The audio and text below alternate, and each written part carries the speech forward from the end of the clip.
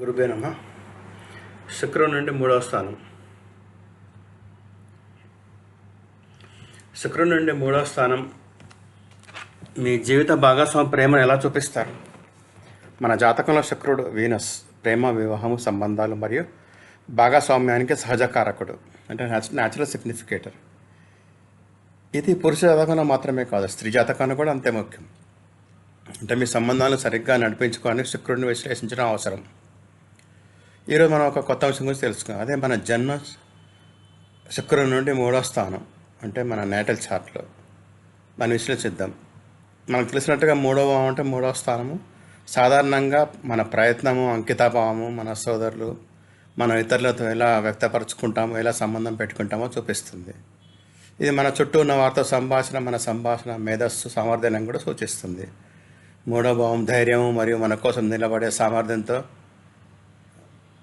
ముడిపడి ఉంటుంది. కాబట్టి శుక్రుడి నుండి మూడో స్థానం సాధారణంగా జీవిత భాగస్వామ్యం తనను తాను ఎలా వ్యక్తపరచుకుంటారో, ఎలా సంభాషిస్తారో, నటిస్తారో, మరి మీతో ఏకాంతంగా ఎలా సంభాషిస్తారో సూచిస్తుంది. ఈ భావానికి సంబంధించిన రాశి స్వామ్యాన్ని, అంటే సైన్ రిలేషన్షిప్ బట్టి మనం ఎలాంటి వ్యక్తితో వ్యవహరించబోతున్నామో మరియు అసామరస్యాన్ని నివారించడానికి ఏ ఉత్తమ విధానం అనుసరించాలో మంచి అవగాహన పొందవచ్చు. వాస్తవానికి శుక్రుని స్థితి ఏంటి? డిగ్నిటీ. శుక్రుని నుండి మూడవ భావం యొక్క బలము మరియు ఇతర దృష్టిల ఆస్పెక్ట్స్ ఫలితాలను అదనపు ప్రభావిస్తాయి. కానీ ఈరోజు మనం ప్రాథమిక అంశాల గురించే మాట్లాడుకుందాం.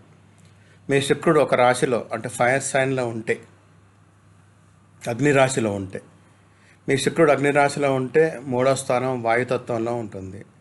ఇటువంటి కలయిక సాధారణంగా జీవిత భాగస్వామి, మీరు, మీ భావోద్వేగాలు, ఆలోచనలు మరియు మీరిద్దరు కలిసి జీవితాన్ని ఎలా నిర్మించుకోవచ్చో ఆలోచనతో మరియు వ్యక్తీకరణ, అంటే ఎక్స్ప్రెసివ్గా ఉండాలని భావిస్తారని సూచిస్తుంది. ఇది సాధారణంగా మేధోపరంగా చురుకుగా ఉండే వ్యక్తిని సూచిస్తుంది. కొన్నిసార్లు ఆమె మనస్సు అన్ని వైపులా తిరుగుతూ ఉండొచ్చు. అతిగా ఆలోచించడం లేదా అతిగా విశ్లేషించడంగా వ్యక్తమవుతుంది. ఇక్కడ శుక్రుడు మానసిక బంధం, అంటే మెంటల్ బాండేజ్, భావోద్వేగాల కంటే కూడా ముఖ్యమైనదని చూపిస్తుంది.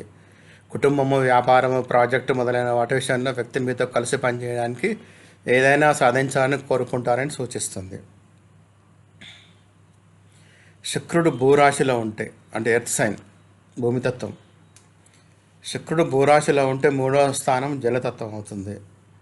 ఇటువంటి కలయిక సాధారణంగా మీ జీవిత భాగస్వామి మీరు ఎలా భావిస్తున్నారు, ఎలా అనుభూతి చెందుతున్నారు అనే విషయాన్ని, భావోద్వేగ సంబంధాన్ని మరియు వ్యక్తీకరణ కోరుకుంటుందని సూచిస్తుంది.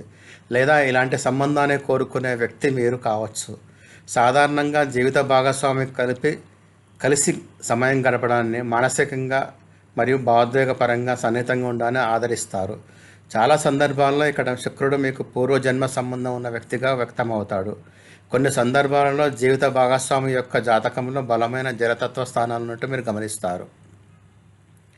మీ శుక్రుడు ఒక వాయు రాశిలో ఉంటే, శుక్రుడు వాయు రాశిలో ఉంటే మూడో స్థానం అగ్ని తత్వంలో ఉంటుంది.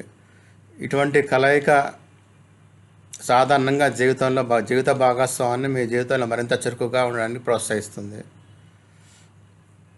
బహుశా ఆ వ్యక్తి మిమ్మల్ని మీలోని ఉత్తమ సంస్కరణగా మార్చుకోవడానికి ముందుకు వెడతారని సూచిస్తుంది. ఇది చురుకైన శుక్రస్థానం. మీకంటే ఎక్కువగా చురుకుగా ఉండే వ్యక్తిని మీరు కోరుకుంటారు. ఆ వ్యక్తి మీ జీవిత సంఘటనలో అనుభవంతో నింపేస్తారు. ఇది మీరు మీ జీవిత భాగస్వామి నుంచి కొత్త నైపుణ్యం అన్వయించుకునే స్థానం. మీరు మీ వృత్తి, అభిరుచి, ప్రతిభ మొదలైన వాటిల్లో ఉపయోగించుకుంటారు. శుక్రుడు జలరాశిలో ఉంటే, మీ శుక్రుడు జలరాశిలో ఉంటే మూడో స్థానం భూతత్వం అవుతుంది. ఇటువంటి కలయిక సాధారణంగా జీవిత భాగస్వామిని తనను తాను భౌతిక, అంటే మెటీరియలిస్టిక్ పొజిషన్స్లో సేవా కార్యాలు, బహుమతులు ఇవ్వడం మొదలైన వాటి ద్వారా వ్యక్తపరచుకుంటారు చూపిస్తుంది. లేదా ప్రేమను చూపించడానికి ఇలాంటివి చేసే వ్యక్తి మీరు కావచ్చు.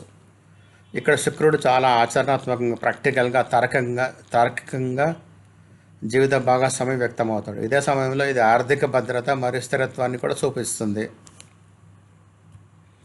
ధన్యవాదాలు. దయచేసి షేర్ చేయండి, సబ్స్క్రైబ్ చేయండి, లైక్ చేయండి, కామెంట్ చేయండి.